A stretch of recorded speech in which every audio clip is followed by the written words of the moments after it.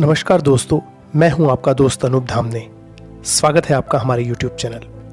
अगर आपने हमारे YouTube चैनल को सब्सक्राइब नहीं किया है तो सबसे पहले हमारे चैनल को सब्सक्राइब करें, साथ ही साथ बेल आइकन को दबाना न भूलें, जिससे हमारे वीडियो आप तक पहुंचे सबसे पहले। एक बार भगवान शंकर किसी बात से रुष्ट हो गए और उन्होंने घोषणा कर दी कि अब मैं डमरू नहीं बजाऊंगा। पृथ्वी पर हड़कंप मच गया कि महादेव, यदि डमरू नहीं बजाएंगे तो वर्षा नहीं होगी, और अगर वर्षा नहीं होगी तो अकाल पड़ेगा।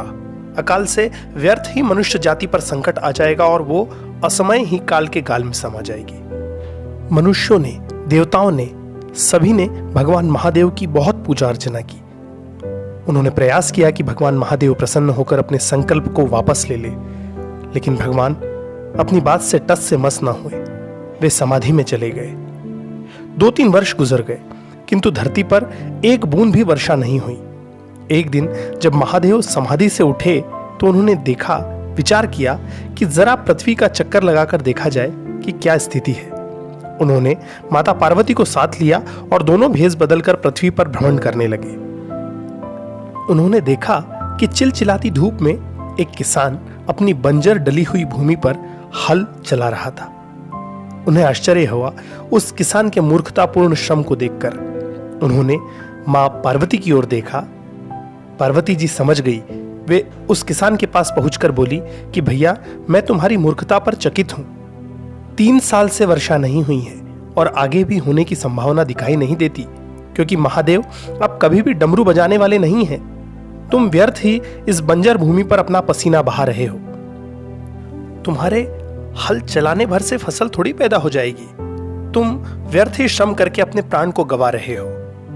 किसान ने कहा, बहन जी, वर्षा हो या ना हो, किंतु हमें अपना अभ्यास नहीं छोड़ना चाहिए।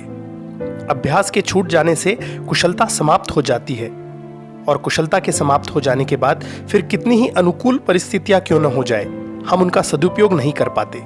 फिर अर्थपूर्ण व्यवस्था होते हुए भी सब व्यर्थ चला जाता है। इसलिए ये जानते हुए भी कि मेरे इस श्रम का वर्तमान में कोई मूल्य नहीं है, ये व्यर्थ है, मैं अभ्यास के महत्व को समझते हुए अभ्यास कर रहा हूं, जिससे मेरी कुशलता बनी रहे। क्योंकि अभ्यास हो या आस्था, यदि एक बार छूट जाए तो फिर उन्हें दोबारा साधना बहुत मुश्किल हो जाता है। शंकर जी तो नटराज है, उनको डमरू बहुत प्रिय थी। किसान की बात सुनकर वे चिंतित हो गए कि कहीं वो अपना डमरू बजाना भूल तो नहीं गए हैं, और इसी चिंता में उन्होंने अपने झोले से डमरू निकाली और चेक करने के लिए डमडम करके डमरू बजाना शुरू कर दिया। इधर डमरू का बजना था कि उधर मेघों ने गरज कर बरसना शुरू कर दिया। वर्षा होती देख किसान ने प्रसन्नता से पार्वती जी की ओर देखते हुए कहा, बहन, देखा, ईमानदारी से किया गया श्रम कभी व्यर्थ नहीं जाता। मुझे लगता है कि आपके पति मदारी है, जो बंदरों को अपनी डमरू की धुन पर नचाते हुए खेल दिखाने का काम करते हैं। उनसे कहिए कि भले ही उनके साथ बंदर हो या न हो, वे डमरू बजाने का अभ्यास करते रहे। इससे उनकी प्रसन्नता सदैव बनी रहेगी। दोस्तों, जिंदगी में ऐसे बहुत सारे मौके आते हैं जहां पर हमें कुछ काम करने की जरूरत नहीं होती, लेकिन काम को सिर्फ इसलिए मत छोड़ दीजिए कि उसकी जरूरत नहीं है, क्योंकि काम छोड़ देने से आपकी कुशलता पर उसका असर निश्चित ही आएगा। बने रहिए हमारे साथ। धन्यवाद।